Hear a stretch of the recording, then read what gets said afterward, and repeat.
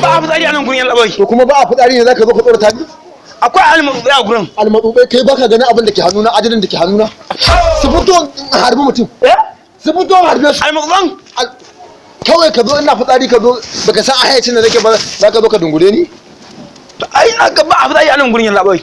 Da Allah ka tafi ka ba mutane guri. Ya? Ka tafi ko wallahi zan harbe ka. Gabaki ɗaya ka zo tani? Su aljannan ba su san ma'aikata ba ne? Mu wannan ita ce maganin aljanni. Za ka zo ka taya min da hankali.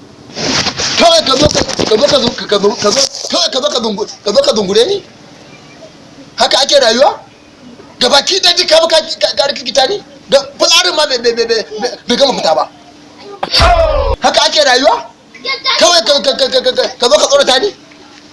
Alƙur'an da na sani ɗirka ma bulai wallahi ta in ga uban da zai faru da ni.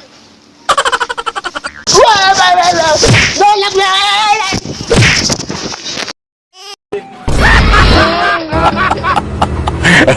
ha ha!